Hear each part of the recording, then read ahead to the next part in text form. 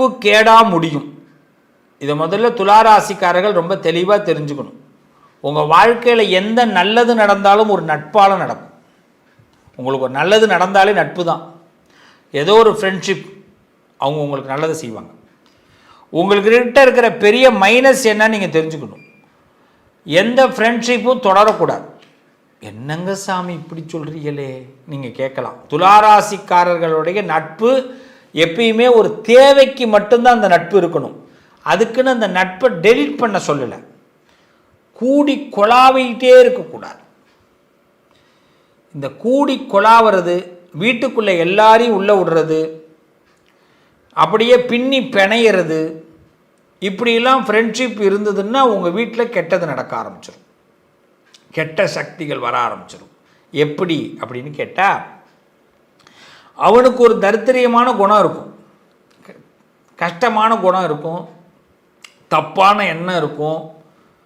நீங்கள் நல்லவங்க, அந்த மனுஷனை அடிக்கடி நம்ம வீட்டுக்குள்ளே விடுறோம். அவங்களுடைய குணங்கள், அவங்களுடைய எண்ணங்கள் நம்மளை பாதிக்க செய்யும். இதை முதல்ல துளாராசி பார்த்துங்க. நல்லவர்களை வீட்டுக்குள்ளே விடுங்க. அதுக்குன்னு நட்பே இல்லாமல் இருக்க முடியாது. நல்லவர்களை வீட்டுக்குள்ளே விடுங்க. கெட்டவர்கள் வீட்டுக்குள்ளே வந்துட்டு போனால் கெட்டது நடக்கும். துளாராசிக்காரவங்க ரொம்ப தெளிவாக தெரிஞ்சுங்க. உங்கள் வீடு இருக்கும், உங்கள் வீடு அப்படி பார்த்து கெட்டவங்க யாராவது பா அப்படின்னாலே முடிஞ்சு போச்சு. வீட்டுக்குள்ளே கூட வர வேணாம். அந்த யார் வந்து பார்த்துட்டு போகிறாங்கன்னா யாரோ பார்த்துட்டு போக மாட்டாங்க. நம்மளோட பழகிறவங்க தான், நம்மளோட ரொம்ப நெருக்கமானவங்க தான். அப்போ நெருக்கமானவர்கள்ட்ட ரொம்ப நெருங்காமல் இருங்க துளாராசிக்காரர்கள். ஒரு வேலை முடிஞ்சுதா, ஒரு உதவி முடிஞ்சுதா, பாய், மீண்டும் உனக்கு உதவி தேவைப்படும் போது என்னை கூப்பிட நான் செய்கிறேன், அவ்வளோதான்.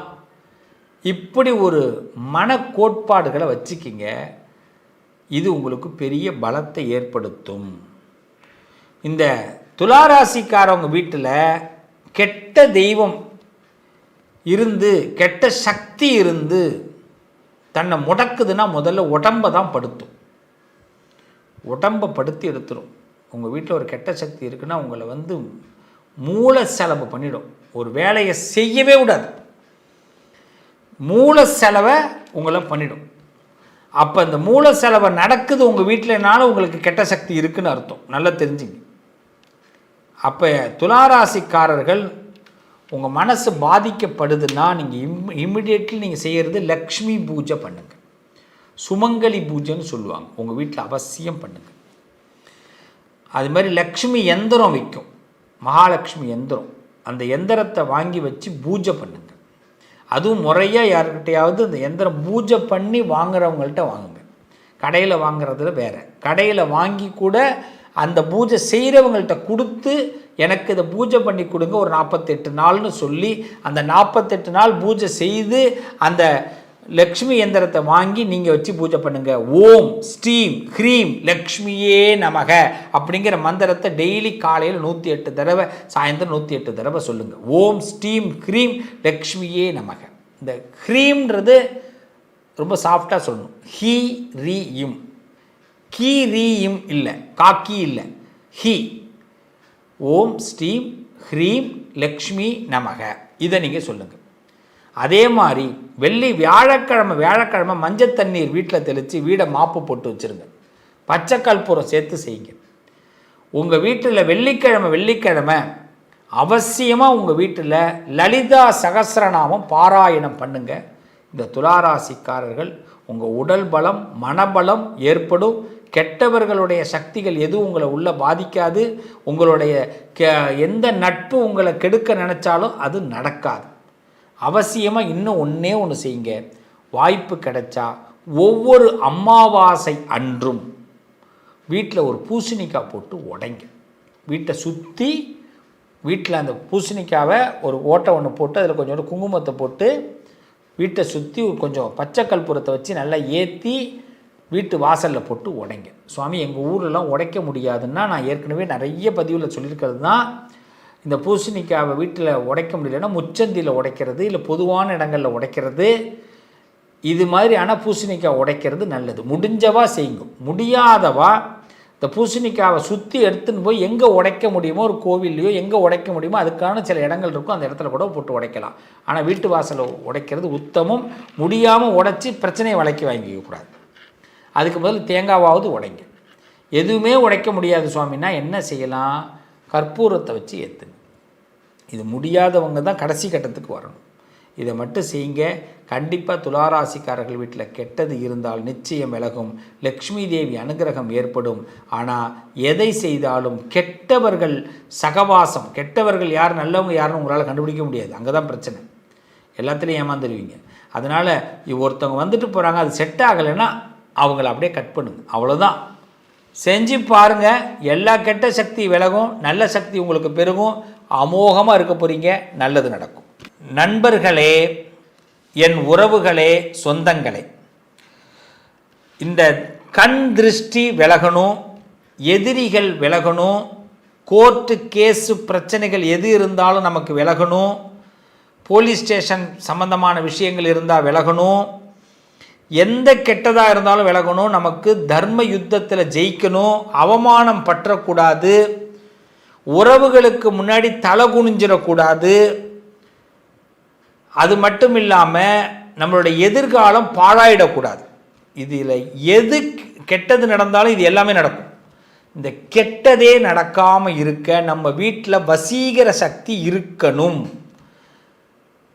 அறிந்தும் அறியாமலும் தெரிந்தும் தெரியாமலும் செய்த சகல குற்றங்களையும் பொறுத்து காத்து ரட்சிக்க வேண்டும். பொண்ணு 18ஆம் படிமேல் வாழும் வில்லாளி வீரன் வீரமணி கண்டன் காசி ராமேஸ்வரம் பாண்டி மலையாளம் அடக்கி ஆளும் ஓம் ஸ்ரீ ஹரிகரசுதன் ஆனந்த சித்தன் ஐயன் ஐயப்ப சுவாமியே சரணமையப்பாங்கிற மந்திரத்தை தினசரி உங்கள் வீடுகளில் நீங்கள் சொல்லுங்கள்.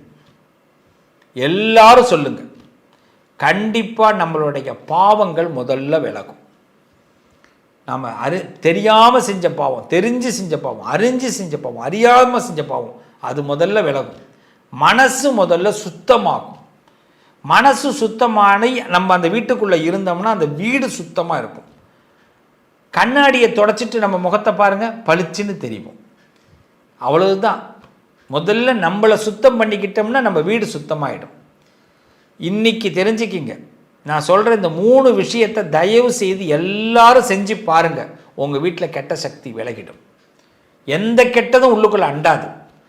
முதல் விஷயம், உங்கள் வீட்டில் டெய்லி ஒரு தீபம் ஏற்றுங்க. வீட்டை இருள விடாதீங்க. ஏதாவது ஒரு விளக்கு எரிஞ்சிக்கிட்டு இருக்கட்டும். வீட்டில் வாசனை இருந்துக்கிட்டே இருக்கட்டும். வாசனை பொருட்கள், ஒரு பத்தி, சென்டெல்லாம் அடிச்சுக்கிறோம். எல்லா இடத்துலையும் ஒரு வாசனை இருக்கணும் வீட்டுக்குள்ளே. இல்லைன்னு சொல்லாத வார்த்தை நம்மக்கிட்ட இருக்கணும். அவ்வளவுதான். வீட்டில் அதிகமாக நம்ம இல்லைங்கிற வார்த்தையை பயன்படுத்தக்கூடாது. அதே மாதிரி சில பேர் ரொம்ப துஷ்டமான வார்த்தைகளை பயன்படுத்துவாங்க, கெட்ட வார்த்தைகளை. அதை சுத்தமாக தவிர்த்துருங்க. இதை மட்டும் தவிர்த்துருங்க. உங்கள் வீட்டில் துஷ்ட சக்திகள்லாம் வெளியில் வந்துடும். ரொம்ப கடுமையான தோஷம் இருக்குது சுவாமி, கடுமையாக எங்களுக்கு செய்வன கோளாறுகள் பிரச்சனைகள் இது மாதிரி இருக்குது, நாங்கள் என்ன பண்ணலாம்? என்னோடய தொழிலில் பெரிய லாஸ், என் குடும்பத்தில் பெரிய சிரமம், குடும்ப உறவுகள் பிரிஞ்சு கிடக்கு, நான் என்ன செய்யலாம்? ரொம்ப இன்னும் ஒரே ஒரு பரிகாரத்தை சொல்லி நிறைவு செய்கிறேன். பசுமாடு கண்ணுக்குட்டி உங்கள் வீட்டில் பக்கத்தில் யார்கிட்ட இருக்கோ அந்த பசுமாடு கண்ணுக்குட்டியை வீட்டுக்கு அழைச்சிட்டு வந்து கோமாதா, இந்த கோமாதாவை அழைச்சிட்டு வந்து உங்கள் வீட்டு மத்திய பகுதியில் நிப்பாட்டி அந்த பசுக்கு பூஜை பண்ணுங்க. பசுக்கு மஞ்சள் தடவி குங்குமம் வச்சு பசுக்கு ஒரு புடவை வாங்கி சாத்தி, கண்ணுக்குட்டிக்கு ஒரு புடவை சாத்தி, மாலை போட்டு ஒரு பெரிய தட்டுலேயோ பக்கெட்லேயோ வாழை இலையில் பச்சரிசியை நல்லா ஊற வச்சு வெல்லம் பச்சரிசி வாழைப்பழம்லாம் சேர்த்து வச்சு அந்த பசுமாட்டுக்கு கொடுங்க. அந்த பசுமாட்டுக்கு பின்புறம் தூப தீபங்கள்லாம் காட்டி பசுமாட்டுக்கிட்ட நமஸ்காரம் பண்ணிக்கிங்க. உங்கள் வீட்டுக்குள்ளே அழைச்சி என்ன கெட்டது இருந்தாலும் வெளியில் வந்துடும். இதை மட்டும் செஞ்சு பாருங்கள். கிரகப்பிரவேசத்தெல்லாம் செய்வோம்ல, சுவாமி நாங்கள் அப்பார்ட்மெண்ட்டில் இருக்கோமே, நாங்கள் என்ன பண்ணலான்னு கேட்பான். உங்கள் வீட்டு வாசலில் செய்யுங்கோ, அப்பார்ட்மெண்ட் வாசலில் அதை செய்யுங்க. பசு பூஜை பண்ணுங்க. பசு பூஜை பண்ணி நான் சொன்ன மாதிரி சுவாமி அந்த பசுக்கு நிவேதியம் பண்ணுங்க. நிச்சயமாக உங்கள் வீட்டில் இருக்கிற எல்லா துஷ்டங்களும் வெளியில் வந்துடும். எல்லா கெட்ட சக்தி வெளியில் வந்துடும், நல்லது நடக்கும். நம்புங்க, இன்னிலேருந்து உங்கள் வாழ்க்கை பிரகாசமாக போகுது. இந்த பதிவை கேட்குறவங்க, இந்த பதிவு கேட்கக்கூடிய சூழ்நிலைகள் உங்கள் குடும்பத்தில் யாருக்கு நீங்கள் அனுப்புனாலும் சரி, அந்த வீடுகளில் நல்ல மாற்றங்களை நீங்கள் பார்க்க போகிறீங்க. வாழ்த்துக்கள். நல்லதே நடக்கும். என்றும் உங்களோடு நிழலாக நான் இருப்பேன். நம்பிக்கையோடு மீண்டும் அடுத்த பதிவில் உங்களை சந்திக்கிறேன். வாழ்த்துக்கள்.